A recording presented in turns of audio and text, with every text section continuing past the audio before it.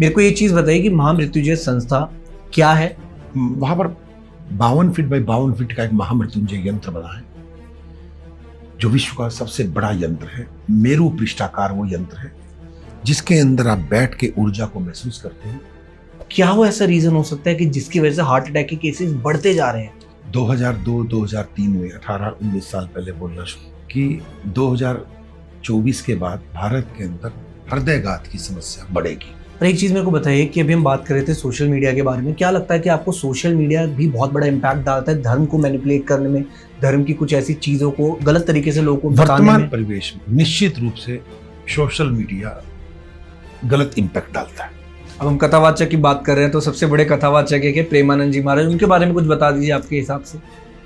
बहुत उच्च कोटि के संत हैं जी। और अपने स्थान पे बैठ के समाज को एक ऐसी पॉजिटिव राह दिखा रहे हैं कि, और वास्तविकता में इस समय उनको राधा में ही बस जाना चाहिए। यूथ ना आज की डेट में बहुत ज्यादा डिप्रेशन में, ऐसे केस में उनको मोटिवेट करने के लिए कुछ आप ऐसा नुस्खा बता सकते हैं, कोई ऐसी रेमेडी बता सकते हैं? एक ही रेमेडी है, कुछ समय के लिए बच्चे बन जाओ, कुछ समय के लिए अपने लोगों से मिलो, अपने लोगों से बातचीत करो।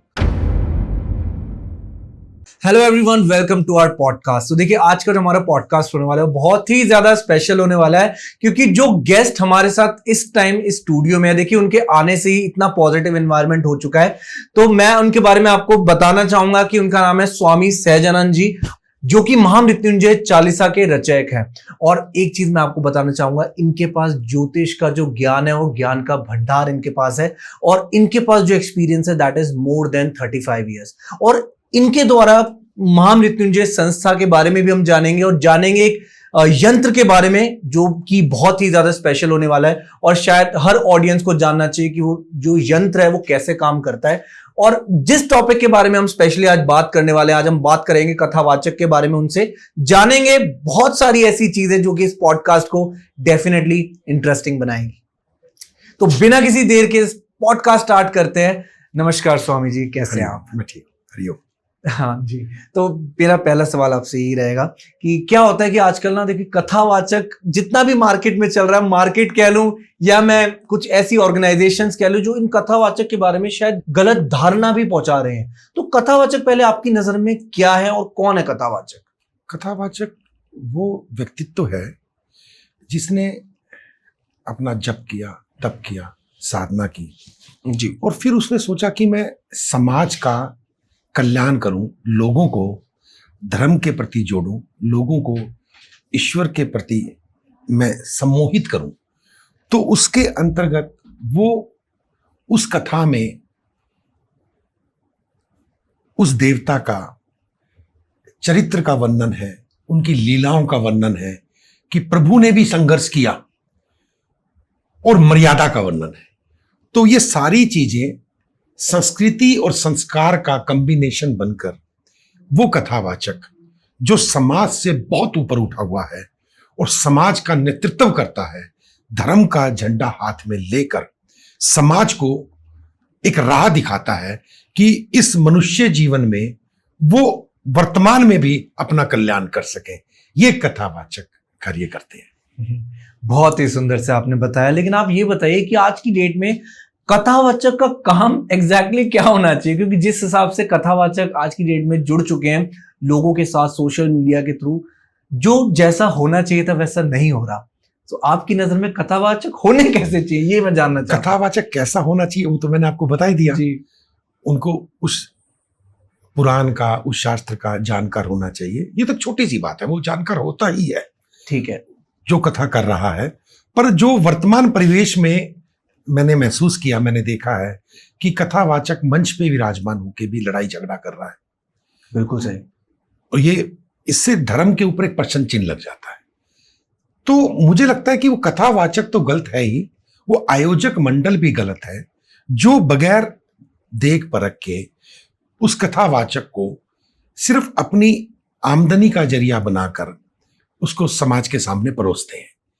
ये उन आयोजन मंडलों पे भी प्रश्न चिन्ह लगता है कि अनजाने में वो करना तो चाह रहे थे धर्म की रक्षा, जी, धर्म को फैलाना चाह रहे थे, संस्कारों को समाज में बताना चाह रहे थे, पर उनकी वजह से ही ये अपराध हो जाता है। तो जिसका खामियाजा समाज को भुगतना पड़ता है, युवा वर्ग को भुगतना पड़ता है, राष्ट्र को भुगतना पड़ता है, और धर्म पर प्रश्न चिन्ह लग जाता है।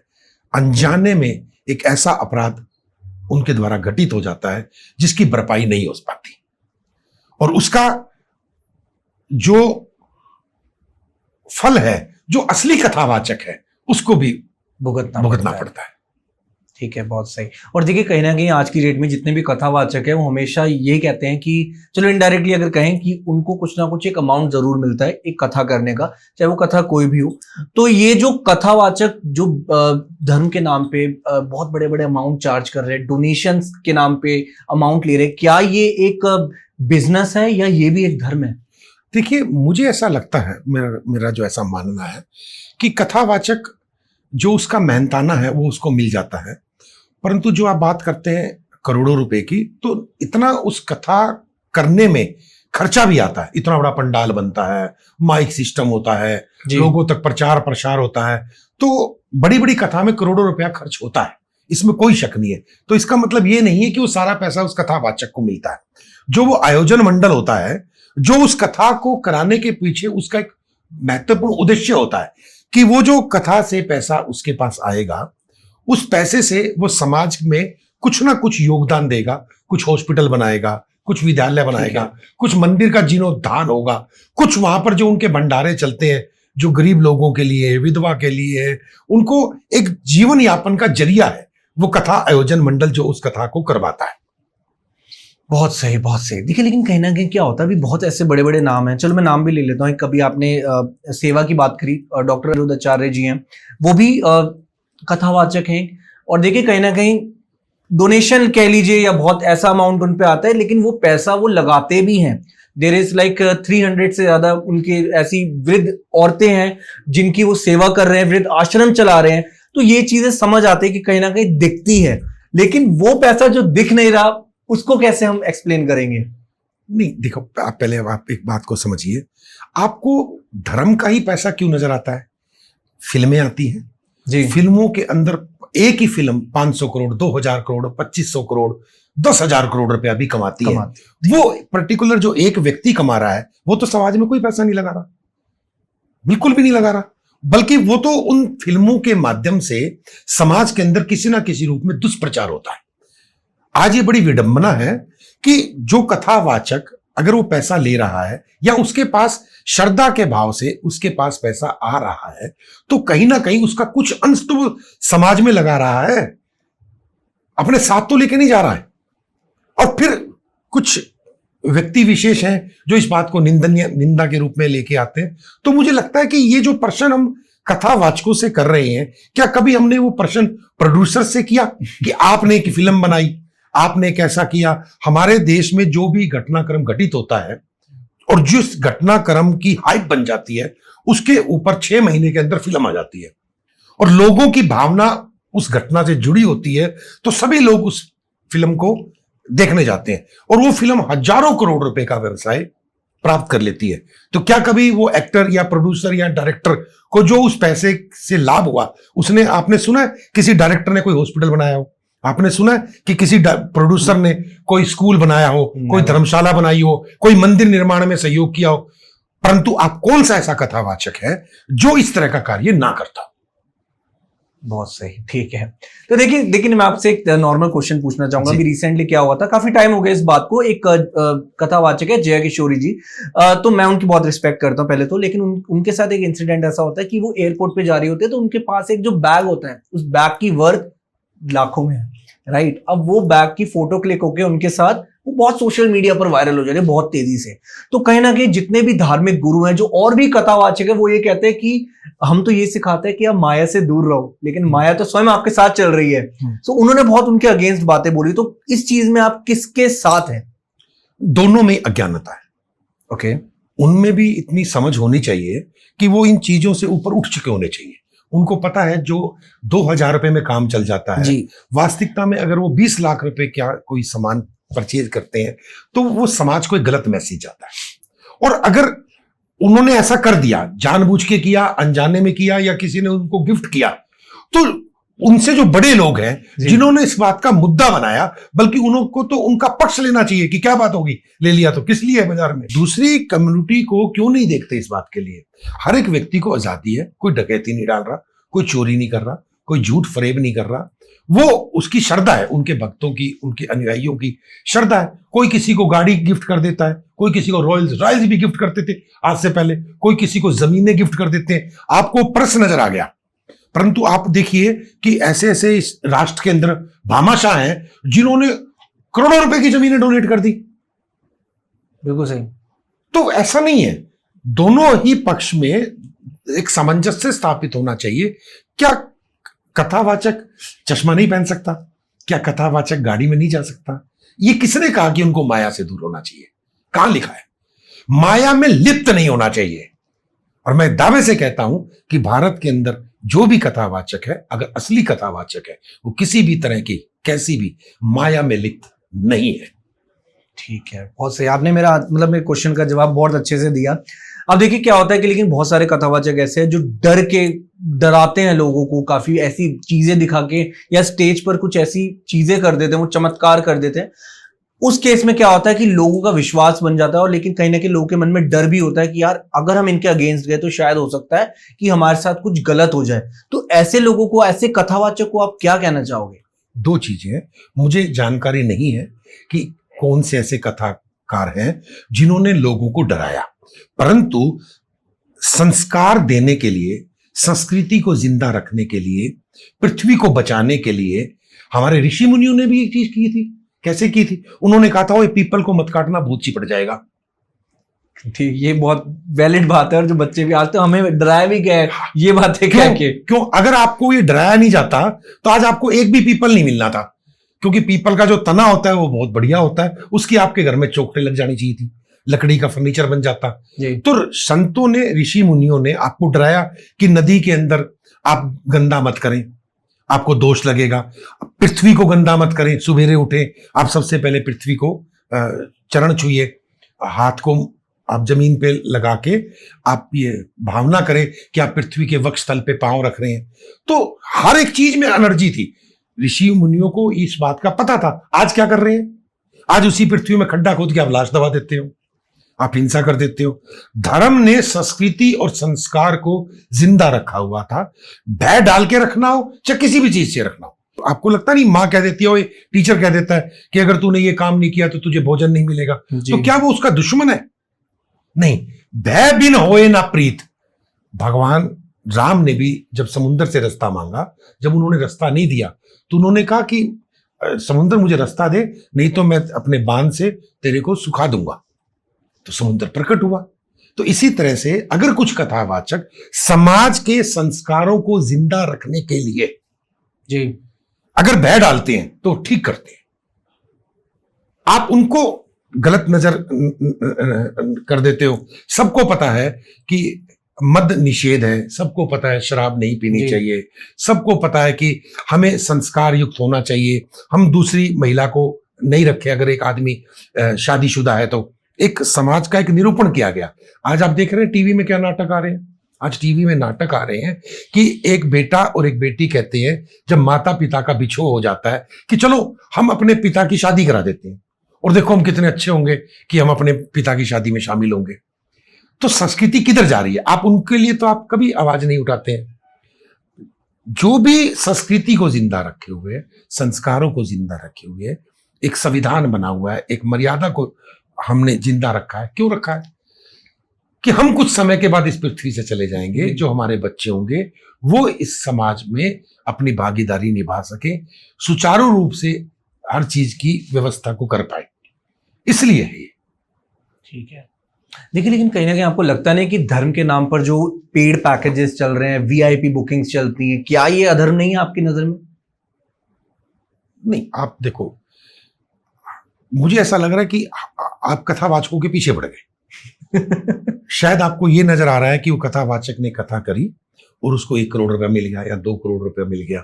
तो आम जो लोग पढ़ रहे हैं, बड़ी बड़ी फीसें खर्च कर रहे हैं, उनके पास तो वो पैकेज नहीं है, उनके पास तो वो शानो शौकत ऐशो आराम नहीं है। ये उनका तपबल है।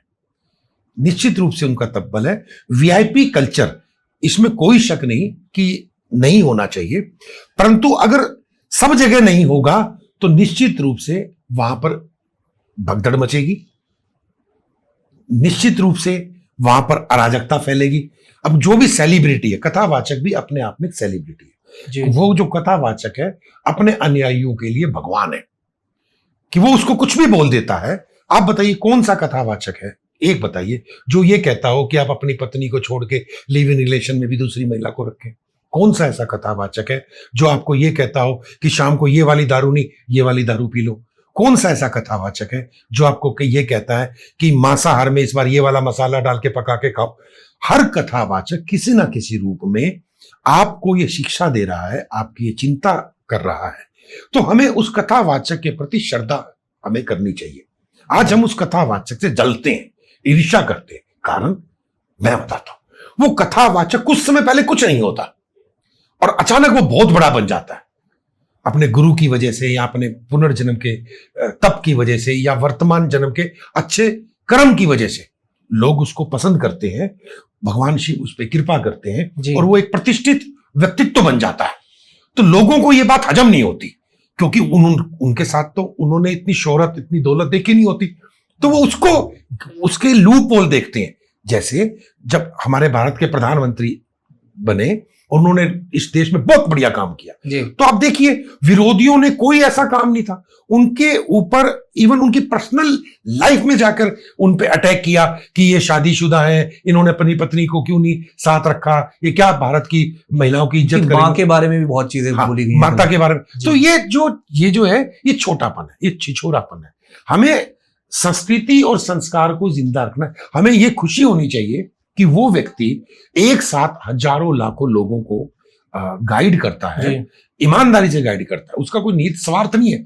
ऐसा हो भी सकता है कुछ लोगों का स्वार्थ होता हो, तो मैं उनके लिए यही कहूंगा आपके पॉडकास्ट के माध्यम से कि अगर ऐसा आप लोग कर रहे हैं, नामी कथावाचक हो या छोटा कथावाचक हो, उसको ऐसा नहीं करना चाहिए। इसके बजाय कोई और व्यवसाय ढूंढ ले। आपको नहीं पता कि जो आपको भगवान ने व्यवसाय दिया है, जो ये आपको रास्ता दिया है, व्यवसाय तो शब्द मैं नहीं कहूंगा, व्यवसाय तो हम सब ये शब्द इस्तेमाल करते हैं कि अगर पैसा ही कमाना है तो दूसरा तरीका अडॉप्ट कर लिया जाए। धर्म के नाम से ऐसा कार्यक्रम नहीं करें, क्योंकि उसके बाद आपके द्वारा किया गया ये कार्य आने वाली जनरेशन के लिए नुकसानदेह होता है। बहुत सही। स्वामी जी, एक चीज मैं आपसे पूछना चाहूंगा कि आज की डेट में क्या होता है, अभी मैं रिसेंटली आपको नियर बाय एग्जांपल बताता हूँ कि यहाँ पर एक दिल्ली में शायद समझ जाएंगे लोग मेरी बात, एक ऐसे कथावाचक हैं। अब देखिए वो बहुत पूजा पाठ करती हैं, वो देवी को बहुत मानती है, लेकिन जो भी उनके एरिया में आता है, जो उनसे हेल्प लेने आता है, मतलब वो समाज सेवा भी कर रहे हैं भगवान के नाम पे और कथावाचक भी हैं। लेकिन वो हमेशा कहती हैं कि आप जब भी हमारे दरबार में आएंगे तो आप एक एक ये ऑयल की ये लेके आना, इस कंपनी की घी लेके आना, इस कंपनी का आटा लेके आना, वरना मत आना, क्योंकि हम आपसे निःशुल्क सेवा ले रहे हैं, कोई पैसा नहीं लेते, लेकिन आप ये चीजें जरूर लेके आना, क्योंकि माता रानी को हम नॉर्मल भोग नहीं लगा सकते। क्या ये सब चीजें डिमांड करना एक कथावाचक को या किसी भी ऐसे संस्थापक को सूट करती है? नहीं, बिल्कुल भी नहीं। कोरी बकवास है ये शायद मैं ये कहूंगा उनको, उनके पास उनकी एग्जैक्टली मार्केटिंग स्ट्रेटजी नहीं है, अज्ञानता बस वो ये कर रहे हैं, क्योंकि आप ही लोग कहेंगे कि वो उस कंपनी के ब्रांड का सामान इस्तेमाल करवा रहे हैं तो उससे उनका कमीशन होगा, फलाना होगा, दिखना होगा। नहीं, मुझे लगता है कि जो भी उनका प्रोसीजर है वो उसको करें, पर पर्टिकुलर किसी कंपनी का ब्रांड का नाम लेके करें तो उसके ब्रांड एम्बेसडर बन जाए। ये रील बहुत वायरल हुई थी और बहुत लोगों ने मुद्दा उठाया इस केस पे। ठीक है, चलिए अब मैं आपसे एक चीज पूछना चाह रहा हूं, लेकिन क्या होता है कि अभी हम कथावाचक पे ही रहते हैं, इसके बारे में बात करते हैं। एक बहुत ही प्रसिद्ध नाम है और मैं भी उनकी बहुत दिल से उनको बहुत मानता हूं, बाबा बागेश्वर धाम सरकार की मैं बात कर रहा हूं। उनके बारे में मैं आपसे जानना चाहूंगा। देखो, कहा तो ये भी जाता है, क्योंकि जितनी भी हमने, मतलब मैंने उनके live shows as it is सिर्फ ऑनलाइन ही देखे हैं अपने यूट्यूब वगैरह पे, लेकिन जब हम देखते हैं तो वो एक किसी का पर्चा बनाते, एक इंसान उन पर आता है, वो उनके बारे में सब कुछ उनको बता देते हैं, उसके फ्यूचर के बारे में या अपनी किस समस्या को लेकर आए। क्या ये सच है? मैं आपकी नजर से जानना ऐसी सिद्धियां होती हैं, निश्चित रूप से ऐसी सिद्धियां होती हैं, इसमें कोई शक नहीं है जी, जरूर होती हैं।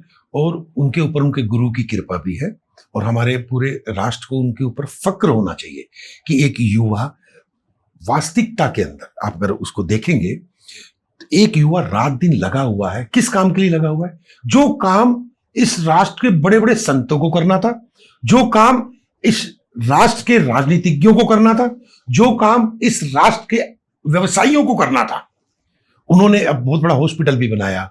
उन्होंने हर लिहाज से समाज को वो दे रहे हैं, एकजुट कर रहे हैं, लोगों को जागरूक कर रहे हैं। उनको क्या मिल रहा है? उनको जो चाहिए, आज वो सब कुछ भी बंद कर दें तो मुझे लगता है उनकी 7 पुश्तें भी बड़े आराम से खा सकती हैं। बिल्कुल, देखिए ये सच है। जो धीरेन्द्र कृष्ण शास्त्री जिनकी मैं बात कर रहा हूँ, उनका ये भी मानना है कि वो अपने हमारे राष्ट्र को हिंदू राष्ट्र भी बनाना चाह रहे हैं। मतलब एक उनका जो मोटो है, तो आप उसमें कितना समर्थन आपको लगता है कि होना चाहिए? हो सकता है कि बहुत से संतों ने जी संकल्प लिया हुआ है कि भारत हिंदू राष्ट्र बने, तो वो उसका माध्यम बन रहे हैं। वो उनकी बात को हिमालय पे बैठे योगी लोग हैं, राष्ट्र में अलग अलग संस्थाओं के प्रबुद्ध लोग हैं जो अपने राष्ट्र को एक बहुत अच्छे लेवल पे देखना चाहते हैं। बिल्कुल तो सही। उनके अंदर से तरंगे तो निकलती है ना, तो वो तरंगे उनको छू गई, और जब वो उनको तरंगे छू गई तो उनको पैशन हो गया कि मैं ये कार्य करता हूं। और लेकिन बहुत सारे धर्म के लोग हैं जो उनका विरोध भी करते हैं और बहुत बड़े लेवल पर विरोध कर रहे हैं। मुझे ऐसा लगता है कि उनको विरोध नहीं करना चाहिए। उनको समझना चाहिए कि उन्हीं के संस्कारों से निकला हुआ एक बच्चा इतना बड़ा कार्य कर रहा है, उसको प्रोत्साहित करना चाहिए। वास्तविकता में जिस भी व्यक्तित्व ने कुछ भी बड़ा करना चाहा, समाज ने उसका विद्रोह किया। बहुत बहुत बड़ी बात कही आपने, बहुत सही। ठीक है, तो मुझे नहीं लगता कि, और वो आप उनसे मिलिएगा, छोटे से हैं, आप देखो कितने क्यूट नजर आते हैं, निष्कपट नजर आते हैं, तो बनावटी बातें नहीं करते, प्रैक्टिकल बात करते हैं। तो हमें प्रैक्टिकल बात स्वीकार करनी चाहिए। ठीक है, बहुत सही। अब हम कथावाचक की बात कर रहे हैं, तो सबसे बड़े कथावाचक है कि प्रेमानंद जी महाराज, उनके बारे में कुछ बता दीजिए आपके हिसाब से।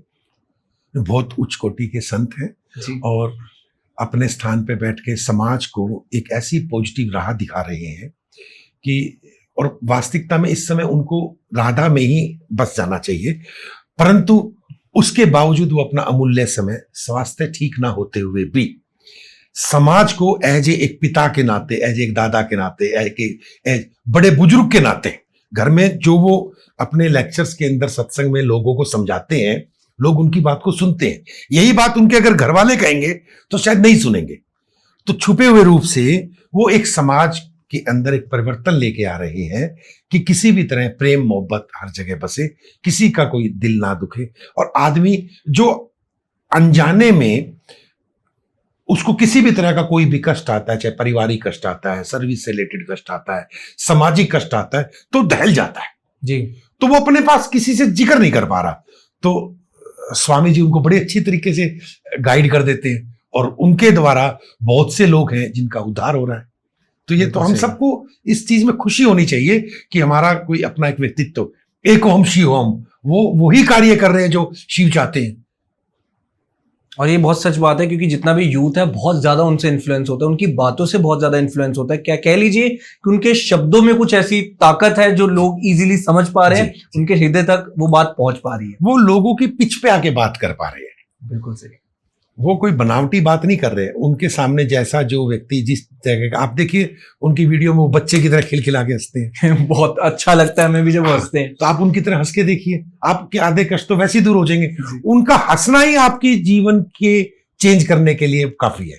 देखिए स्वामी जी, आजकल क्या हो रहा है कि अगर हम बात करें, प्रेमानंद जी महाराज की हम बात करें, लेकिन ऐसे बहुत सारे कथावाचक हैं जो ऑलरेडी एक सेलिब्रिटी से ज्यादा स्टेटस गेन कर चुके, जिनकी ऑलरेडी इतनी ज्यादा फॉलोइंग है। तो इस केस में जितना भी यूथ है, आपको क्या लगता है कि किस तरफ हमारा यूथ आज की डेट में जा रहा है? कथावाचक की तरफ ज्यादा जा रहा है या आजकल सेलिब्रिटीज को ज्यादा देख रहा है? मुझे ऐसा लगता है कि यूथ सेलिब्रिटीज की तरफ ज्यादा जा रहा है। आज भी आपको ऐसा लगता है? आज कथावाचक चूंकि सेलिब्रिटी बन चुका है, इसलिए यूथ उसकी तरफ आकर्षित है। ओके। यूथ की कमी है, जिसके फॉलोअर ज्यादा है उसके फॉलोअर अपने आप बढ़ते चले जाते हैं जी। इसी का फायदा कुछ अधार्मिक लोगों ने भी उठाया, जिसकी वजह से आपको ये सारे क्वेश्चन करने पड़े। बिल्कुल सही। मेरा क्वेश्चन करने का पर्पस यही है कि एक्चुअल में एज अ सिटीजन मेरे भी कुछ ऐसे डाउट्स हैं जो कुछ हम सुनते आ रहे हैं, वही मैं आपसे पूछना चाहता हूं, उनका आंसर हमें मिल पाए, उस क्वेश्चन का जवाब हमें अच्छे से मिल पाए, और अब तक आप बहुत अच्छे से जवाब दे रहे हैं, ठीक है आपसे। लेकिन मैं एक चीज पूछना चाहूंगा कि अगर हम यूथ की बात कर रहे हैं, देखिए क्या होता है कि यूथ ना आज की डेट में बहुत ज्यादा डिप्रेशन में है, क्योंकि देखिए सोशल मीडिया पर उनका जो कह लीजिए कंजम्पशन है बहुत ज्यादा बढ़ चुका है, मतलब स्क्रीन टाइम लोगों का आज की डेट में बहुत बढ़ चुका है, तो उसकी वजह से वो डिप्रेशन में बहुत जा रहे हैं, कुछ काम करने का लोगों का दिल नहीं करता। ऐसे केस में उनको मोटिवेट करने के लिए कुछ आप ऐसा नुस्खा बता सकते हैं, कोई ऐसी रेमेडी बता सकते हैं? जो वो यूथ है उससे पहले उसका बचपन था जी। एक ही रेमेडीज है, कुछ समय के लिए बच्चे बन जाओ, कुछ समय के लिए अपने लोगों से मिलो, अपने लोगों से बातचीत करो। आज का जो समय चल रहा है, सुर नर मुनिजन की ये नीति, स्वार्थ लागे करे सब प्रीति।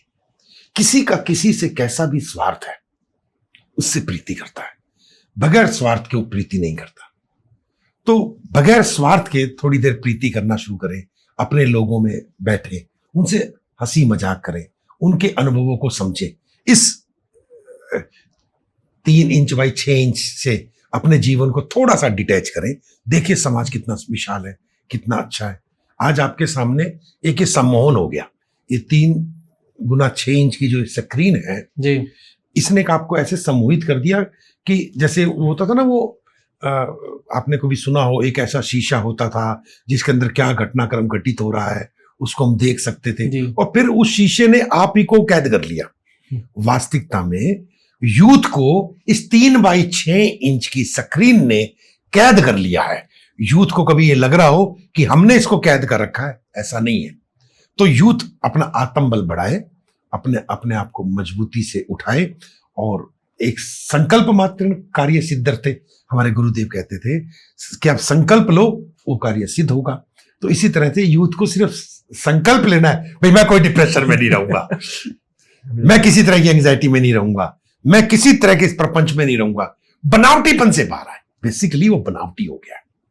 आदमी कपड़ों को सुंदर बनाता था, उसको ये लगने लग गया कि कपड़े आदमी को सुंदर बनाते हैं, इसलिए वो भागने लग गया। आदमी के अंदर गुण को उसने अपने बाहरी आवरण से, मैटेस्टिक चीजों से जी, उससे उसको ढक लिया। आज ओरिजिनल आपको कुछ भी नहीं मिलता है, सब कुछ जो मिलता है वो बनावटी मिलता है।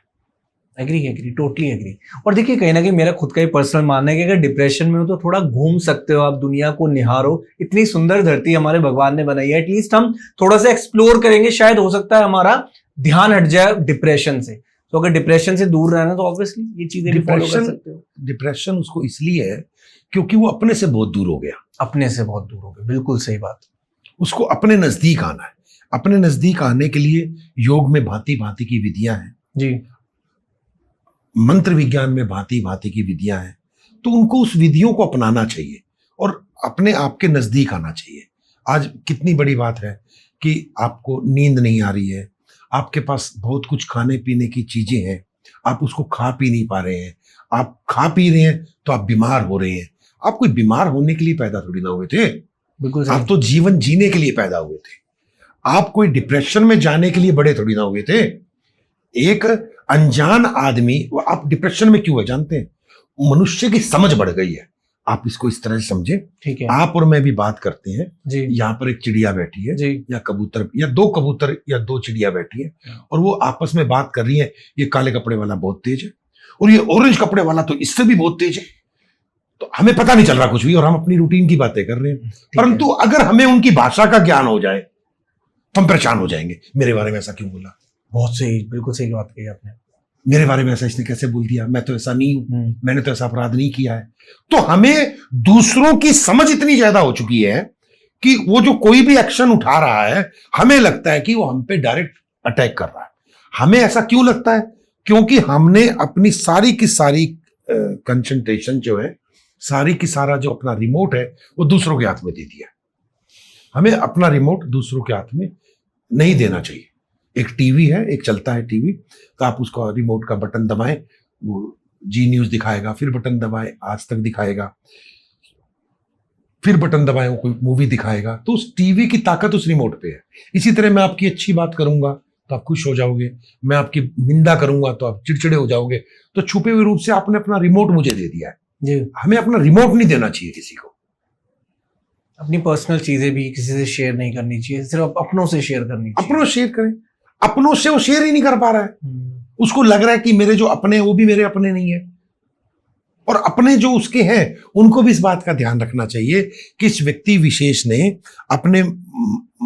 अपना समझ के मुझसे सारी बातें शेयर की हैं, तो मुझे इसकी हंसी नहीं उड़ानी चाहिए, मुझे इस पर व्यंग नहीं करना चाहिए, टोन नहीं मारना चाहिए, इसको ऐसा नहीं समझना चाहिए। मनुष्य का सबसे बड़ा ड्रॉबैक क्या है? जब वो अपने अंदर उसके विचार आ रहे हैं और वो अपनी काउंसलिंग अपनी पत्नी से कर रहा है, या अपने बच्चों से कर रहा है, अपने माता पिता से कर रहा है, या अपने दोस्त से कर रहा है, वो ये कह रहा है कि मेरे अंदर ये विचार आ रहे हैं, तो सामने वाला व्यक्ति उसको वैसा ही समझने लग जाता है, जबकि वो वैसा होता नहीं है। राइट। उसको तो भाग्यवान होना चाहिए सामने वालों को कि इस वक्त इस व्यक्ति ने हम पे ट्रस्ट किया। बिल्कुल सही। देखिए स्वामी जी, साथ साथ अगर हम डिप्रेशन की बात करें, कहीं ना कहीं एक रीजन ये भी आता है कि आज की डेट में ना लोगों के अंदर कह लीजिए कि नशे को लेके भी बहुत ज्यादा लोग अट्रैक्ट हो रहे हैं। लिक्वर कंजम्पशन बढ़ चुका है यूथ में, बहुत ज्यादा अपने आप को दूर रखने के लिए, डिप्रेशन दूर रखने के लिए वो इन चीजों की तरफ भी भाग रहे हैं। तो इन चीजों से दूरी बनाए रखने के लिए कोई ऐसी रेमेडी या कोई ऐसा मंत्र, या एक इंसान को क्या ऐसे अपनी दिनचर्या में करना चाहिए, वो बता सकते हैं आप? देखिए, सुबेरे उठ के हर एक व्यक्ति को जी। सुबह उठ के 1 मिनट 2 मिनट 3 मिनट के लिए शांत चित होकर बैठ जाना चाहिए, और जो अपना श्वास ले रहा है उस श्वास पे ध्यान देना चाहिए। सिर्फ उठने के बाद, सबसे पहले उठने के बाद उठ के वो बैठ जाए और श्वास के ऊपर ध्यान दे, और मन ही मन में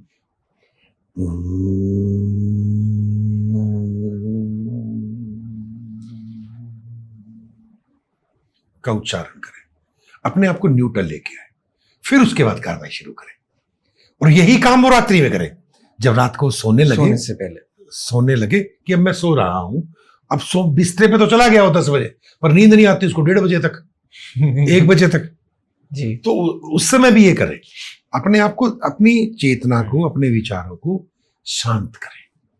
शांत करने के लिए पहले लोग फिजिकल एक्सरसाइज करते थे, घूमते थे, टहलते थे, एक दूसरे से बतिया लेते थे। आज हमने वो सारे काम बंद कर दिए। आज हम एक दूसरे से बतियाते नहीं है कि मेरे बारे में वो क्या सोच लेगा। तो मैंने कहा ना, वो 3x6 इंच की जो ये स्क्रीन है, इसने इसको अपने आप को इसमें ऐसा शामिल कर दिया है कि अब ये इससे निकल नहीं सकता है। इसको निकलना पड़ेगा, संकल्प लेना पड़ेगा। बहुत सही, बहुत सही।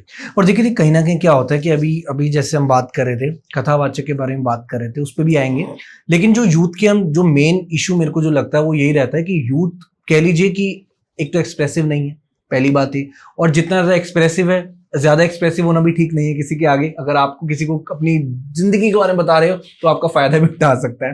तो यूथ के चलो यूथ को तो मोटिवेट करने का आपने बता दिया कि शुरू सुबह उठते हमें क्या कार्य करना चाहिए, लेकिन अब आप मेरे को ये बताइए कि जो लोग आज की डेट में कोई फिजिकल एक्टिविटीज भी नहीं कर रहे, कुछ भी नहीं कर रहे, ना योगा कर रहे हैं, कुछ भी नहीं कर रहे, सिर्फ उठ रहे हैं, सो रहे हैं, खा रहे हैं, पी रहे हैं, दैट्स इट, क्या उनकी लाइफ में फिर भी वो धर्म से जुड़े हैं या नहीं जुड़े? जरूरत क्या है? धर्म को उनकी कोई जरूरत नहीं है, उनको भी धर्म की जरूरत नहीं है। वो तो पुनर्जन्म की अपनी कमाई का उपभोग कर रहे हैं। अब वो खुश हैं, वो लोग, वो दे आर हैप्पी। वो खुश इसलिए है क्योंकि उनको पता नहीं है खुशी किसे कहते हैं। ओके। खाना पीना, सोना, रहना, हगना, ये तो एक जानवर भी काम करता है। आप जो आए हो वो आप समाज के लिए, राष्ट्र के लिए, अपनों के लिए कुछ करने के लिए आए हो जी। आप तो खा पी के मस्त हो गए, आप तो अजगर बन गए कि पड़ा है, अब कोई कार्य नहीं करना। ऐसा नहीं है। कर्म भूमि समझ के आपको लगना है। खाली बैठ के राम का नाम तो ले लेते आप, वो भी नहीं ले रहे। क्यों नहीं ले रहे? क्या करेंगे लेके? फिल्में देख रहे हैं, मनोरंजन के साधन देख रहे हैं, वो अपने आप को डल कर रहे हैं, अपने ब्रेन को बंद कर रहे हैं, और दूसरों को फिर वही प्रवचन देंगे, हम तो बड़े खुशी हैं, वो कुछ कर नहीं पाए इसलिए ऐसा है। जीवन चलायमान है, गतिमान है। पृथ्वी सोच ले मैं ठीक हूं और खड़ी हो जाए, 800 करोड़ आदमी 1 सेकंड में खत्म हो जाएगा। सूर्य सोच ले मैं चमक रहा हूं, मुझे क्या जरूरत है गति करने की। हर एक आदमी, हर एक जीव जगत, संजीव, हर चीज एक गति में है। आपको उस गति के साथ चलना है। बिल्कुल सही। और टाइम है, टाइम कभी रुकता नहीं, किसी के लिए नहीं रुकता। और एक चीज मेरे को बताइए कि अभी हम बात कर रहे थे सोशल मीडिया के बारे में, क्या लगता है कि आपको सोशल मीडिया भी बहुत बड़ा इम्पैक्ट डालता है धर्म को मैनिपुलेट करने में, धर्म की कुछ ऐसी चीजों को गलत तरीके से लोगों को? वर्तमान परिवेश में निश्चित रूप से सोशल मीडिया गलत इम्पैक्ट डालता है। क्यों डालता है? क्योंकि पहले मेरे पास मान लीजिए कथा चल रही है जी, और 1,000 आदमी या 10,000 आदमी इस कथा को सुन रहा है, तो वहीं पर विचार है।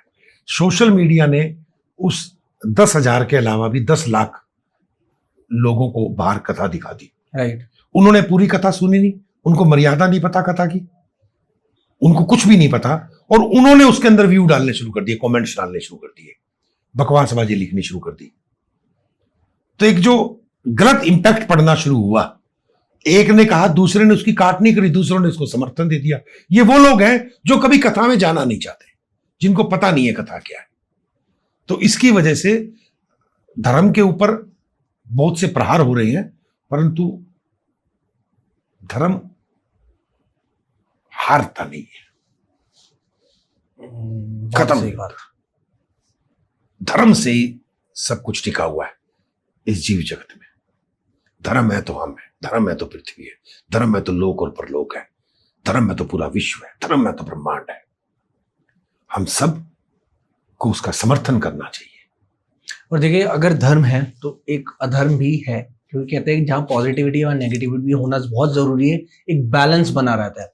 राइट। देखिए स्वामी जी, मैं आपसे एक चीज पूछना चाहूंगा। भी कुछ टाइम पहले मैंने एक पॉडकास्ट करा था, वो भी मतलब वो पंडित जी थे, वो उनको भी एस्ट्रोलॉजी का ज्ञान था, लेकिन जिस तरीके से आप मेरे को जवाब दे रहे हैं, मैं आपसे ये क्वेश्चन पूछना चाहूंगा, शायद मेरे को इस चीज का जवाब अच्छे से मिल जाए। उन्होंने मेरे को कहा था कि जो कथावाचक होते हैं, जो फीमेल्स होती हैं, उनको कथा नहीं करनी चाहिए। उन्होंने एक रीजन दिया था कि मोस्टली जो प्योरिटी होती है वो ज्यादा, कहते हैं, वो मेंस में ज्यादा होती है। ये रीजन मैं जस्टिफाई नहीं कर पाया, मेरे को तो समझ नहीं आया उनका आंसर। मैं आपसे पूछना चाहता हूँ कि फीमेल्स भी कथावाचक होती हैं, और है ऐसी कथावाचक काफी हैं, तो कहीं ना कहीं उनका ये सही है आंसर या गलत है आपके हिसाब से? देखिए, शास्त्र के मुताबिक स्त्री को व्यास पीठ पे बैठने का अधिकार नहीं है। ओके। परंतु अगर हम समाज में एक सही मैसेज कन्वे कर पा रहे हैं संस्कृति का, तो दिक्कत भी नहीं होनी चाहिए, बशर्ते उनको मान मर्यादा का, सारी चीजों का ध्यान रखना चाहिए। ओके। स्त्री के मेंसेस आते हैं जी, उस समय पर अगर वो कथा करती हैं जी, तो गलत है, एक गलत मैसेज आता है। Got it. ये चीज है। ठीक है। गुण तो किसी से भी मिले उसी से ले लेना चाहिए। अच्छी चीजें तो अष्टावक्र ने 64 गुरु बनाए थे। जहां से जो आप अवगुण मत देखें, जहां से जो मिले उसको हासिल कर लो अपने कल्याण के लिए। मामला कहां फंसता है, हम अपना कल्याण तो पहले भूल जाते हैं, हम ये देखने लग जाते हैं कि हमारी वजह से उसको क्या फायदा हो रहा है। दो, नंबर 3, उसको फायदा क्यों हो रहा है, और हम ऐसा कैसे क्या काम करें कि उसको फायदा ना पहुंचे। हम इसी प्रपंच में उलझे हुए हैं। जीवन बड़ा अमूल्य है, बहुत मुश्किल से जन्मों जन्मों किसी ने पुण्य कर्म किए हो तो मनुष्य का रूप में जन्म मिलता है। बिल्कुल सही। और उसके अंदर भी वो अगर भोग विलास, ईर्ष्या, द्वेष, वासना में फंसा हुआ है, तो इससे ज्यादा निकम्मापन तो कुछ हो ही नहीं सकता। उस निकम्मेपन को ठीक करने के लिए हमारे गुरुओं ने उसको रास्ता दिखाया, और मजे की बात है, उसको पीटा नहीं, उसको समझाने की कोशिश करी। जैसे क्लास में पहले बच्ची को टीचर पीटता था, क्योंकि उस टीचर को पता होता था ये कार्य ये कर सकता है, नहीं कर रहा इसका निकम्मापन है। पर आज तो वो टीचर भी उसको, बच्चे को नहीं हाथ लगा सकता। तो संतों ने, गुरुओं ने कभी हिंसा नहीं करी, उसको समझाया, मान जा। समझाया किस तरीके से? समझाया उन कथाओं के तरीके से कि देखो उन्होंने ऐसा किया था, उन्होंने ऐसा किया था, उन्होंने ऐसा किया था, तो तुम ऐसा मत करना जी। तो अब आपको मैं बता सकता हूं कि भाई रात को जब 10 बज जाए तो अपना फोन स्विच ऑफ कर दो। मानना ना मानना वो आपके हाथ में, आपके ऊपर है। मैं आपके घर में जबरदस्ती आके आपका अगर फोन रात को 10 बजे बंद करूंगा तो आप मेरे दुश्मन बन जाओगे। आपको लगेगा पता नहीं मेरा क्या स्वार्थ है। मेरा क्या स्वार्थ होना है? मैं तो आपको गाइड कर रहा हूं कि जब ये फोन नहीं था तब भी तुम जिंदा थे, तब भी सही तरीके से जीवन चल रहा था, तब भी तुम रिसर्च कर रहे थे। आज इसके गुलाम मत बनो, इससे लाभ लेने वाले बनो। स्वामी जी, एक चीज पूछना चाहूंगा मैं कि आज की डेट में क्या होता है, जो वर्क कल्चर चल रहा है ना आज की डेट में, देखो many people are working, MNCs में भी काम कर रहे हैं, बड़ी बड़ी मल्टीनेशनल कंपनीज में काम कर रहे हैं, तो उनकी जो साइकिल है, लाइफ साइकिल, वो बहुत ही डिफरेंट चल रही है प्रकृति से। प्रकृति के जो नियम है उसके अगेंस्ट चल रही है। लोग सोते ही 5 बजे 6 बजे, कभी कभार हमारी भी ऐसी सिचुएशन हो जाती है कि हमें भी लेट नाइट तक काम करना पड़ता है। तो क्या प्रकृति के अगेंस्ट अगर हम चल रहे हैं तो आने वाले समय में इसके हमें नेगेटिव कॉन्सिक्वेंसेस देखने को मिल सकते हैं? हम बीमार हो जाएंगे, हम बीमार हो रहे हैं। हम क्यों चल रहे हैं? पहले तो नहीं चलते थे। पक्षी तो आज भी नहीं चलता, जो स्कूल में जाके टीचिंग नहीं करता। जानवर तो आज भी नहीं चलता। सूर्य जैसे जैसे अस्त होता है, सब पक्षी अपने घर पहुंच जाते हैं। एग्री। मनुष्य तो समझदार है, वो रात को इतना ज्यादा काम करके क्या घोड़े खोल लेगा, कितनी बिल्डिंगें खड़ी कर लेगा।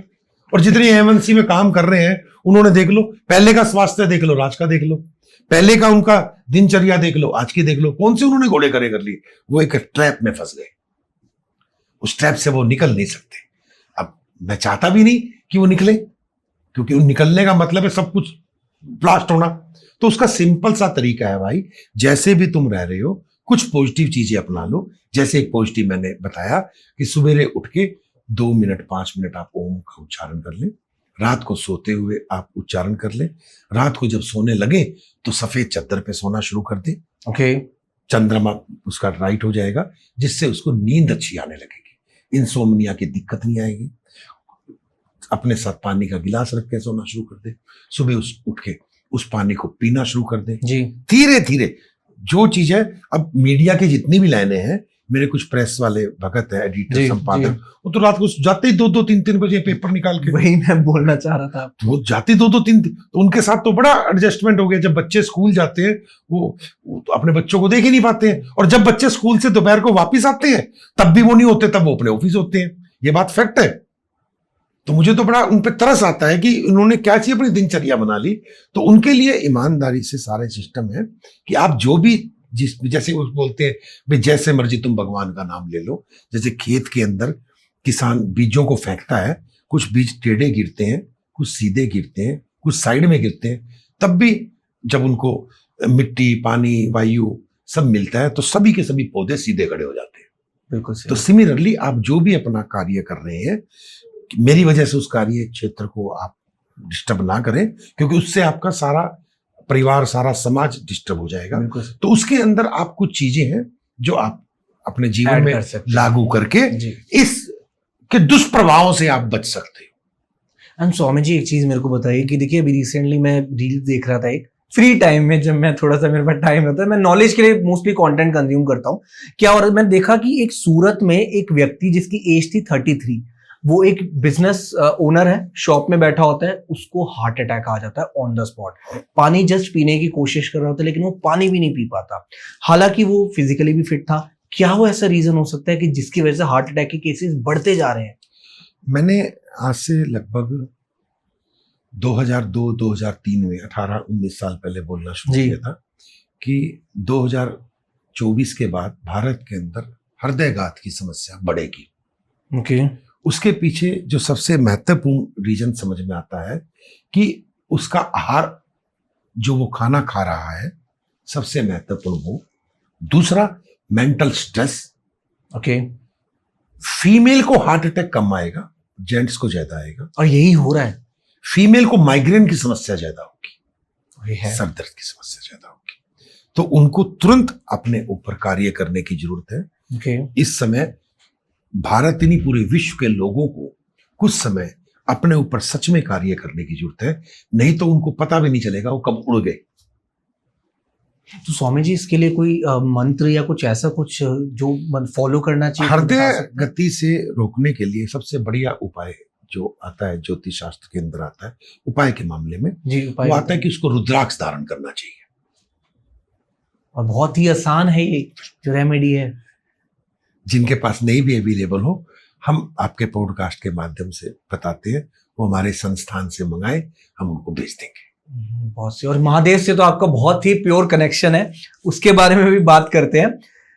तो चलिए बात करते हैं महामृत्युंजय संस्था के बारे में, कि आप उनके संस्थापक हैं। मैं आपसे एक चीज पहले जानना चाहूंगा। कहा जाता है कि जो महामृत्युंजय जाप होता है, ओम त्र्यंबकम यजामहे सुगंधिं पुष्टिवर्धनम उर्वारुकमिव बंधनं मृत्युर्मोक्षीमामृतम्, इस मंत्र में इतनी ताकत है कि आती हुई मृत्यु को भी ये मंत्र टाल सकता है। इस बात में कितनी सच्चाई है, पहले मैं ये आपसे जानना चाहूंगा। 100% सत्य है। मार्कंडे ने इसको जपा था, जिनकी आयु नहीं थी जी। और आज वो मार्कंडे ऋषि अजर अमर है। आज भी तो आज भी शुक्राचार्य ने जपा, देवगुरु बृहस्पति ने जपा। आप भगवान शिव का जो ये मंत्र है, भगवान शिव का ही आशीर्वाद है। भगवान शिव ने मनुष्य इसके योग्य नहीं है और मनुष्य को छुपे हुए रूप से ये आशीर्वाद के रूप में इस मंत्र को दे दिया कि जा बेटा तो इसका जाप कर, मन से जाप कर। लोगों ने इसको भी समझने की कोशिश नहीं करी कि भाई जब कष्ट आएगा तभी हम करेंगे इसको। आप इसको बड़े तरीके से समझे जी। आज पढ़ा लिखा आदमी हेल्थ इंश्योरेंस कराता नहीं कराता? कराते हैं। पहले नहीं कराते थे। पहले नहीं कराते। क्यों नहीं कराते थे? उनको ज्ञान नहीं था। ज्ञान जब अचानक बीमार हुए तो उनको हेल्थ इंश्योरेंस कराना खर्चा हुआ ज्यादा, तो उनको लगा हमें हेल्थ इंश्योरेंस करना चाहिए। क्या पहले कोई सेविंग करता था? नहीं करता। नहीं। बैंक बनने लगे, लोगों ने एफडीआं करानी शुरू करी। क्यों करना शुरू किया? कि अचानक कभी हमारी नौकरी चली जाए, अचानक हमें किसी तरह की कोई आवश्यकता पड़ जाए, तो ये हमारा ही किया हुआ हमारे काम आ जाएगा। बिल्कुल सही। क्लियर? जब महामृत्युंजय की विधा सब जगह प्रचलित थी तो लोगों ने कहा अरे जिसपे मृत्यु तुल्य कष्ट होगा वही जपे इसको, जिसपे अकाल मृत्यु का योग बनता है वही जपे। मैं कहता हूं पूरा देश जपे, पूरी पृथ्वी जपे। इस महामृत्युंजय मंत्र में वो शक्ति है कि पूरा का पूरा वातावरण ही पॉजिटिव हो जाता है, सकारात्मक हो जाता है। आप हो नाथ सभी की धूरी, तुम बिन कैसे साधना पूरी। महामृत्युंजय के बगैर किसी की साधना पूरी नहीं हो सकती है। बिल्कुल सही। और देखिए मैं खुद भी अपना पर्सनल एक्सपीरियंस बताता हूँ। मैं सोने से पहले और जब मैं उठता हूँ तो मैं महामृत्युंजय जाप जरूर जपता हूँ और डेफिनेटली लाइफ में भी पॉजिटिव चेंजेस देखने को मिलते हैं। जब मैं जंगलों में 28-30 साल पहले साधना करता था जी। तो हम बताते थे महामृत्युंजय मंत्र करो, तो उनको गांव आदिवासियों को संस्कृत नहीं आती थी, तो हमने कहा इनको मैं कैसे बताऊंगा। तो फिर भगवान शिव ने कृपा की तो हमने उस समय महामृत्युंजय चालीसा की रचना की कि महामृत्युंजय क्या है, कैसे आया, किसने जपा, क्या उसका आकार है, पूरा महामृत्युंजय चालीसा। और करोड़ों करोड़ों लोगों ने उसको सुना, करोड़ों महामृत्युंजय चालीसा ज्योतिर्लिंगों पे लोगों ने बांटे, आज भी दुनिया पढ़ती है। ये आप रचायक हैं महामृत्युंजय के चालीसा के, ये मैं आपसे जानना चाहूंगा कि मैंने नहीं पढ़ी लेकिन मैं अब उत्सुक हो गया आपके माध्यम से इसके बारे में और जानना। थोड़ा दर्शकों को बताइए इसके बारे में। मृत्युंजय चालीसा है, उसमें 40 चौपाइयां हैं जी। और इसको जपने मात्र से मनुष्य को महामृत्युंजय मंत्र का फल मिलता है। ओके। और इसको सहज सुन सकते हैं। इसको अनुराधा पौडवाल जी ने गाया है और राम शंकर ने गाया है, सुरेश वाडेकर है, मनोज तिवारी है, अनूप जलोटा है। उन सब ने महामृत्युंजय से रिलेटेड जो मैंने 20-25 साल पहले जो भजन लिखे थे उन सब ने अपना स्वर दिया। सभी लोग जो भगवान शिव से रिलेटेड है वो मैक्सिमम लोग इसको जपते हैं, पढ़ते हैं, सुनते हैं, समझते हैं। ये चीज है। आपके हृदय में ये सारी चीजें कैसे हैं, उस वक्त उत्पन्न कैसे हुई है? मुझे लगता है कि मैंने कुछ नहीं किया, शायद उसने मुझे माध्यम बनाया। बिल्कुल सही। मुझे ऐसा महसूस होता है कि वो कहते हैं ना कि शरीर से तो आप क्या पूजा पाठ करोगे जिसके अंदर मलमूत्र रखा हुआ है, तो उसकी कृपा है। उसकी कृपा ने ही ये सारा कार्यक्रम कराया। हमारी तो कोई औकात ही नहीं है, रेत की कण भी नहीं है। जैसे पृथ्वी पूरे यूनिवर्स के अंदर एक रेत का कण है और पृथ्वी पे रहने वाले आदमी सम्राट समझते हैं अपने आप को, तो इसी तरह से उस ईश्वर की नजर में रेत का कण भी बहुत बड़ी बात है। उसकी कृपा है। बहुत सही। देखिए मैं आपको एक छोटी सी स्टोरी सुनाना चाहूंगा, मेरे को बताइएगा कि ये स्टोरी में कितनी सच्चाई है। मैं आपसे जानना चाहूंगा क्योंकि मेरे से ज्यादा ज्ञानी आप है इस टाइम। तो ये बताइए मेरे को, क्या होता है कि जब हनुमान जी, श्री राम जी, मैं रामायण के समय की बात कर रहा हूँ इस वक्त, जब लक्ष्मण जी मूर्छित होते हैं तो हनुमान जी बड़े परेशान हो जाते हैं क्योंकि राम जी बड़े उदास होते हैं और हनुमान जी सबसे बड़े भक्त हैं राम जी के। अब हनुमान जी देख नहीं पाते कि मेरे राम, श्री राम उदास हैं, परेशान है। अब लक्ष्मण जी जो स्वयं श्री राम के भाई हैं उनको भी देख के हनुमान जी बहुत ज्यादा मतलब इतने सैड हो जाते हैं और इतना क्रोधित भी हो जाते हैं कि ये क्या हो गया, कि मतलब ऐसी कौन सी समस्या है कि मैं इसको हल क्यों नहीं कर पा रहा, मैं सॉल्व क्यों नहीं कर पा रहा, मेरे श्री राम को मैं खुश कैसे करूं।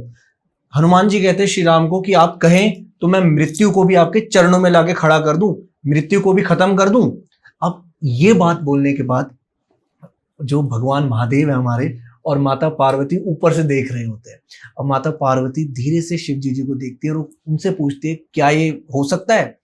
अब शिव जी धीरे से अपनी आंखों को नीचे करते हैं और हाँ कहते हैं, क्योंकि अगर महादेव अगर कह लीजिए मृत्यु काल है तो स्वयं महादेव महाकाल है। तो क्या ये बात सच है, मैं आपसे जानना चाहूंगा, ये बताइए मेरे को।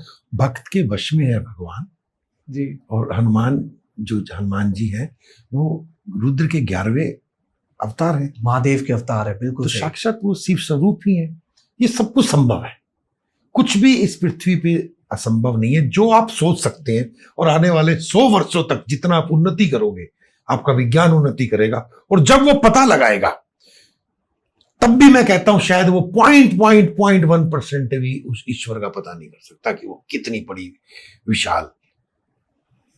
और कहीं ना कहीं ये भी देखा जा सकता है ना कि जो हमारा इतिहास था, जितने भी लड़ाइयां हुई, बड़ी बड़ी युद्ध हुए आज से 200 साल पहले, 300 साल पहले, तो कहीं ना कहीं जो हमारे ग्रंथ है उन पर भी काफी छेड़छाड़ की गई, उन्हीं में छेड़छाड़ की गई। उसी का आज ये दुर्भाग्य है कि तक्षशिला की इतनी बड़ी लाइब्रेरी जला दी गई, सभी खत्म कर दिए गए, सालों साल ग्रंथ हमारे जलते रहे। तो संस्कृति को मिटाने की कोशिश करी, पर जो भी बची है, जो हमसे बच पा रही है, जो संतों से इसको संजोया जा रहा है, वो कार्य कर रहे हैं। और आप जैसे लोग उन्हीं पे प्रश्न चिन्ह लगा देते हो कि वो पैसे कमा रहे हैं। मैं नहीं लगा रहा, बेसिकली ये क्वेश्चन आज की डेट में खड़े हो रहे हैं। मूर्खता है, और शायद सच में मूर्खता है, अज्ञानता है, ईर्ष्या है, द्वेष है, फड़फड़ाहट है। जो लोग कुछ नहीं कर पाते, नपुंसकता की तरह से फड़कते हैं, वही दोष आरोप करते हैं।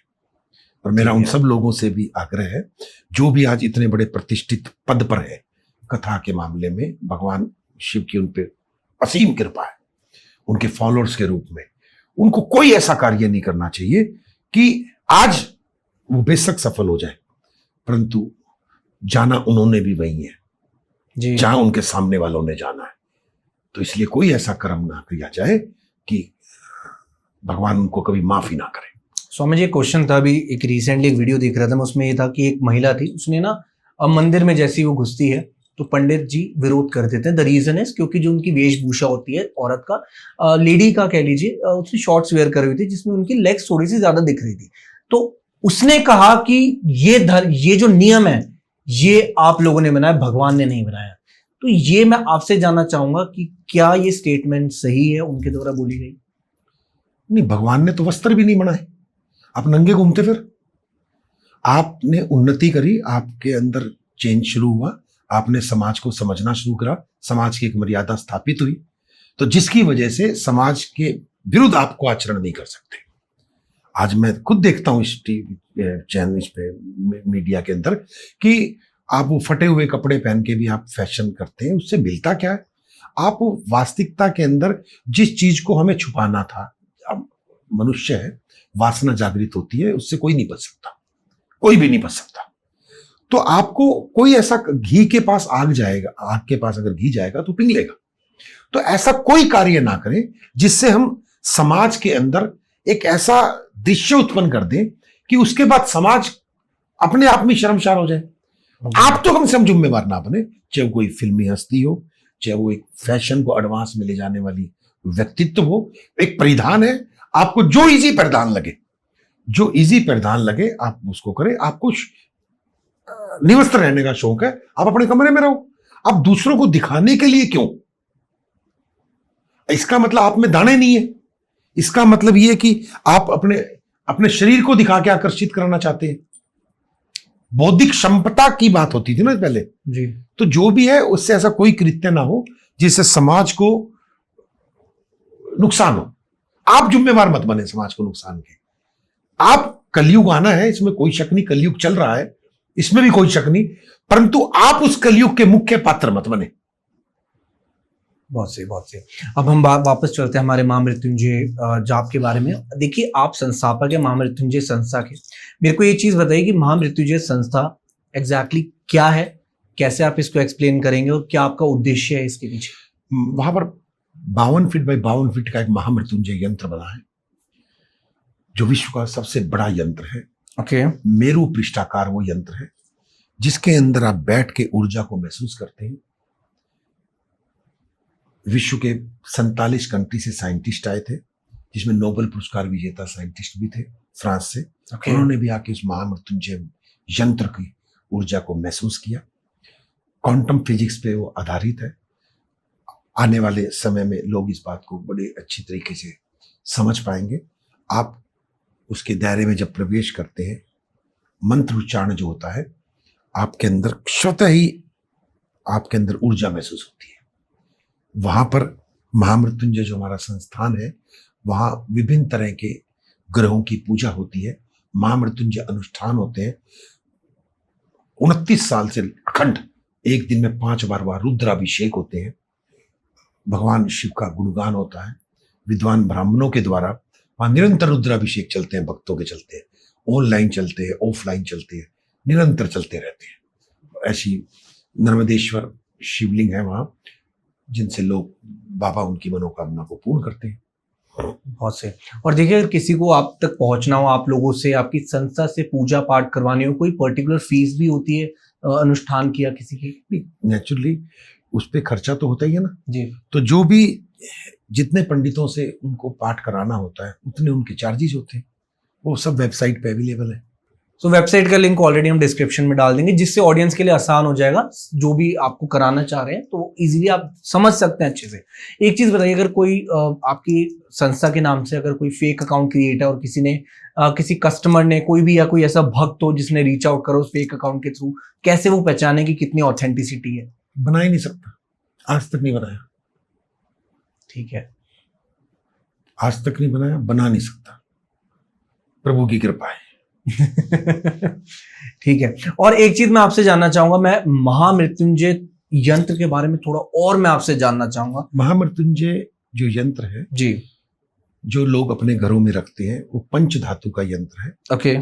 और 3.5 इंच बाई 3.5 इंच वजन है।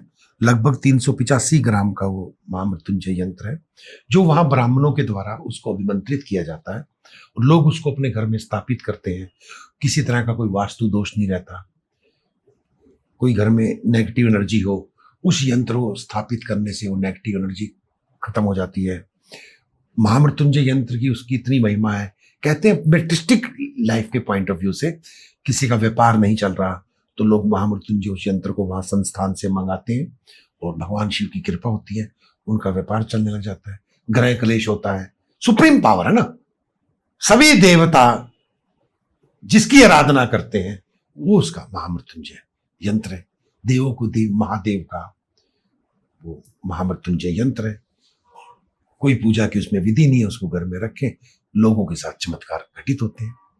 और अभिमंत्रित है वो यंत्र आपके द्वारा, आप लोगों के द्वारा। और किसी को अगर आपकी संस्था से जुड़ना हो, आपके साथ वो और काम करना चाह रहा हो, भक्ति की ऊर्जा उसमें जागृत हो, कैसे वो जुड़े आपसे? अपने घर करें।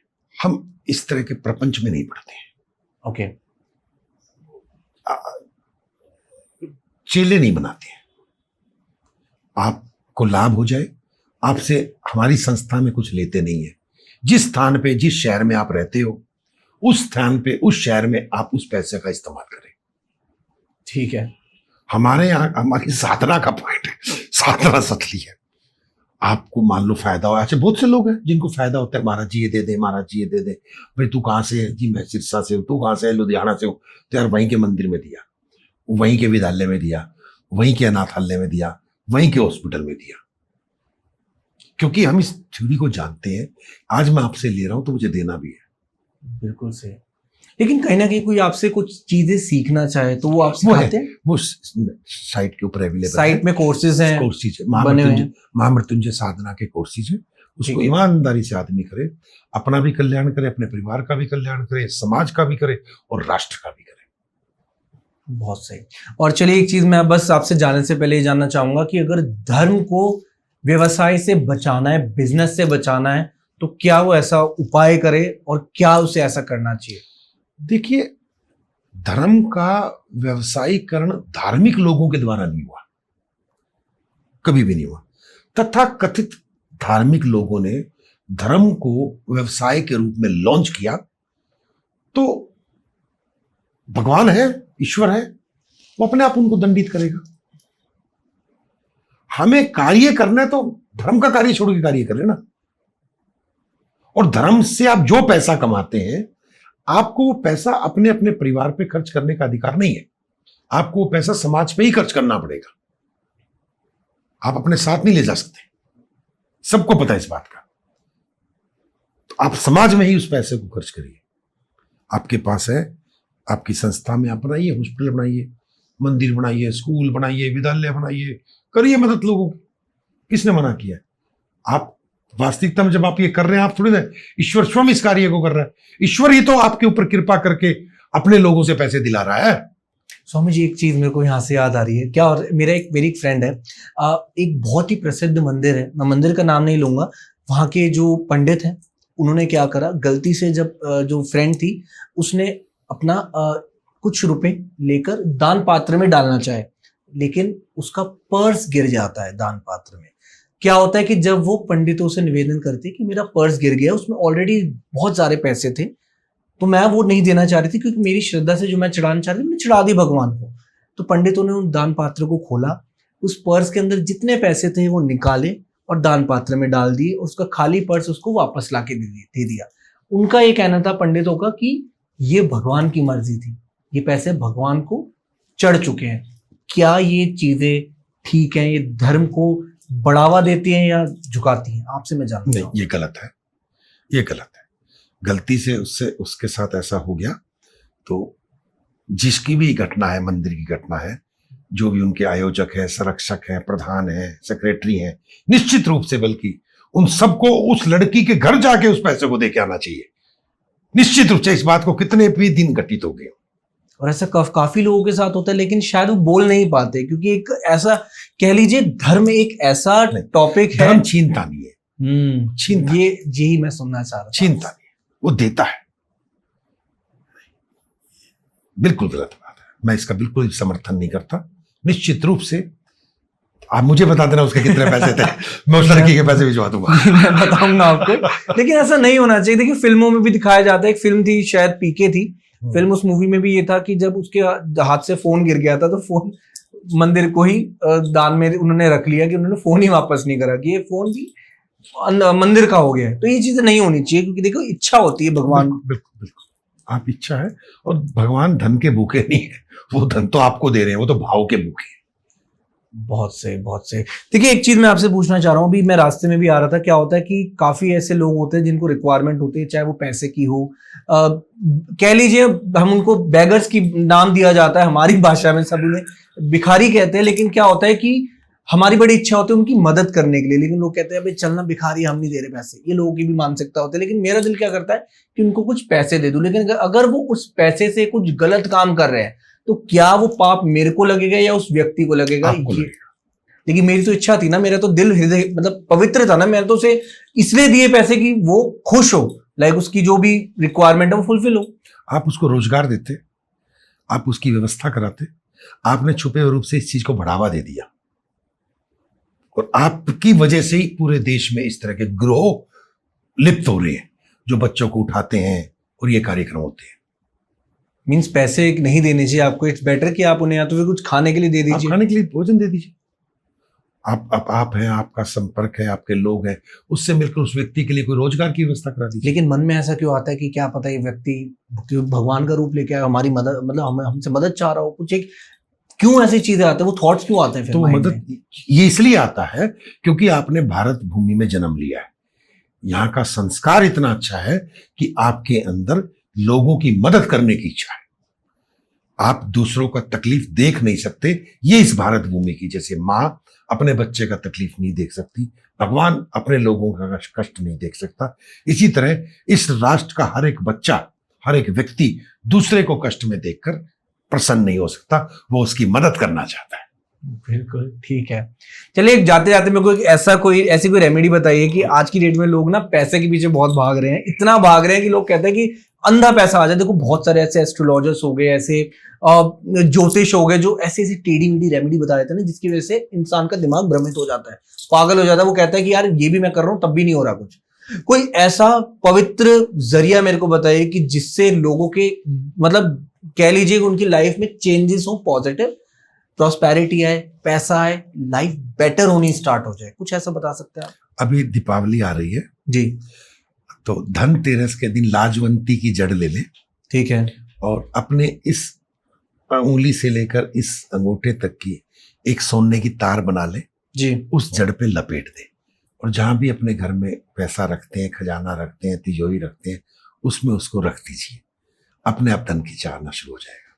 मतलब ये नहीं कि रात को बरस जाएगा, इसका मतलब है उसके रास्ते खुल रास्ते खुल जाएंगे और उसके पास पैसों का लाभ होना शुरू हो जाएगा। ठीक है। और बरकत होनी शुरू हो जाएगी। सपोज कि पहले गणेश जी की आरती पढ़ते हैं, फिर लक्ष्मी जी की आरती पढ़ते हैं। पूजा का असली तरीका क्या होता है दीपावली वाले दिन, कि जिससे लोगों को पता चल जाए कि पूजा ऐसे करनी चाहिए? षोडोपचार पूजा करनी चाहिए 16 चीजों से। लक्ष्मी गणेश की इस दौरान पूजा की जाती है। राइट। वैदिक मंत्र का आप जाप करें, फिर लक्ष्मी मंत्र का जाप करें और ह्रीम श्रीम कमले कमलाय प्रसिद्ध प्रसिद्ध महालक्ष्मी नमस्तुभ्यम, इस माला का कमल गट्टे एक माला हो जाए, एक कमल गट्टा रख दीजिए। ऐसे 11, 21, 31 माला करें और उस कमल गट्टे को फिर अपने मंदिर में जहां भी उसका देवता का स्थान है उसमें रखा रहने दे। तो पूरे वर्ष के बाद अपनी वो ग्रोथ देख ले, पहले से कई गुना उसकी ग्रोथ बढ़ जाएगी। स्वामी जी एक चीज पूछना चाहूंगा, ये बताइए कि क्या होता है मंदिर में ना एक इंसान बहुत सारी प्रतिमाएं रख देता है, भगवानों की मूर्ति सारे भगवान को रख देता है। क्या उनको रखना चाहिए कि बहुत सारे भगवानों को, या सिर्फ एक ही भगवान की मूर्ति को रखना चाहिए? एक ये सादे चीज बताइए। सब सादे सब जाए। अगर उसने साधना में सफलता हासिल करनी है तो उसको एक रखना होगा। सामाजिक रूप से उसके अंदर भय रहता है, दुर्गा जी को नहीं रखूंगा तो ये रुस जाएगी, बुरा ना मान जाए, हनुमान जी को नहीं रखूंगा तो ये बुरा ना मान, जिसको मानता है उन सबको रखता है। सबको मतलब तिलक कर दे, प्रणाम कर दे, क्या दिक्कत है? बहुत सही आंसर दिया। स्वामी जी एक चीज और बता दीजिए अब जाते जाते, क्या होता है कि लोग आज की डेट में ये कहते हैं कि अगर आपके मंदिर में राम दरबार है तो आपके घर में कोई भी नेगेटिव स्पिरिट नहीं आ सकती, कोई भी नेगेटिव एंटिटी नहीं आ सकती, कोई भी नेगेटिव चीज आ ही नहीं सकती। ये बात है। और ये बताइए कि क्या होता है अगर किसी के पास लेट सपोज कोई ऐसी चीजें आ जाती हैं, किसी के पास ना चाहते हुए भी उस इंसान को नेगेटिव चीजें अट्रैक्ट कर जाती हैं, वो क्या करें ऐसा कि जिससे वो चीजों से छुटकारा मिल जाए? हम हमारे संस्थान में एक धुनी बनाते हैं, ओके, जिसको उपले के ऊपर जलाने से 40-50 दिन रोज सवेरे शाम वो जलाए, उस घर में किसी तरह की नेगेटिविटी नहीं रहती। प्रत्यक्ष प्रयोग है, प्रत्यक्ष प्रमाण है, सब लोगों ने इस बात को महसूस किया होगा। Got it. मतलब काफी चीजों का सॉल्यूशन आपकी संस्था के पास है, राइट? ठीक है। और स्वामी जी आपने भी बताया कि आपकी संस्था में रुद्र अभिषेक के बारे में भी आप बात करें, तो रुद्र अभिषेक कैसे करा सकता है किसी को कराना हो तो? भगवान शिव का अचूक प्रयोग है। ईमानदारी से कोई व्यक्ति निष्कपट भाव से किसी भी इच्छा को लेके हमारे वहां रुद्र अभिषेक कराता है तो भगवान शिव उसकी मनोकामना पूर्ण करते हैं। क्या बात है। ये चीज मतलब महादेव की अपार कृपा है, और वो तभी है क्योंकि महादेव का गुणगान बहुत है, उन्हीं की कृपा है। और स्वामी जी एक चीज मैं पूछना चाह रहा हूँ कि आज की डेट में क्या हो रहा है कि जो बच्चे हैं, देखिए हमारे टाइम में चीजें अलग थी। अगर आज से मैं 15 साल 20 साल पहले की बात करूं, जिद बनाना बहुत कम था, लेकिन आज की डेट में वो जिद बना बढ़ चुका है। लोग बच्चे इतने जिद्दी हो गए ना, मानते नहीं है, पेरेंट्स की नहीं मान रहे, उनके लिए कोई उपाय बताओ। नहीं, पहली बात तो ये 15 साल पहले जिद्दीपना कम था ऐसा नहीं है। भगवान श्री कृष्ण भी बहुत जिद्दी थे, भगवान राम भी बहुत जिद्दी थे जी। उनके बारे में बताया गया है। तो एक बहुत बढ़िया उपाय बताते हैं कि जो आज जिद्दी है और जो कहना नहीं मानते, तो मक्खन घर में मलाई महिला निकालती है जी दूध से, तो उसका मक्खन बना लेती है। थोड़ा सा वो मक्खन और मिश्री, भगवान श्री कृष्ण को क्या पसंद था? माखन मिश्री। माखन मिश्री। जी। अपने सब बच्चों को थोड़ा सा माखन मिश्री खिलाना शुरू करें। आप देखिए उनमें कितनी ऊर्जा क्रियान्वित होने लग जाएगी। ओके। अड़ियलपन में तब्दील नहीं होगी।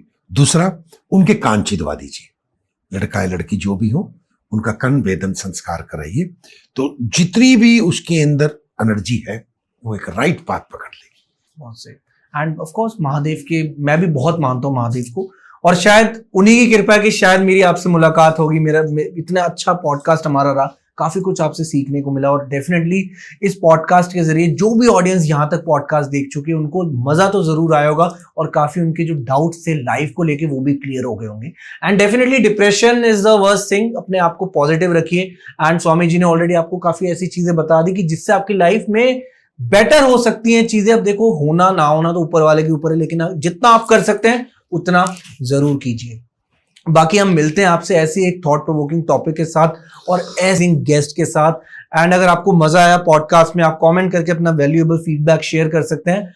एंड चैनल को सब्सक्राइब जरूर कीजिए क्योंकि इतनी मेहनत लगती है ऐसे गेस्ट को लेकर आने में, उनसे टाइम निकालकर आपके लिए हम ये पॉडकास्ट पूरा तैयार करते हैं। सो डेफिनेटली चैनल को सब्सक्राइब करना ना भूलिए और मिलते हैं आपसे एक ऐसे अमेजिंग गेस्ट के साथ। This is Shubhi signing off from our podcast. Thank you so much everyone and ओम नमः शिवाय। हरि ओम। हर हर महादेव।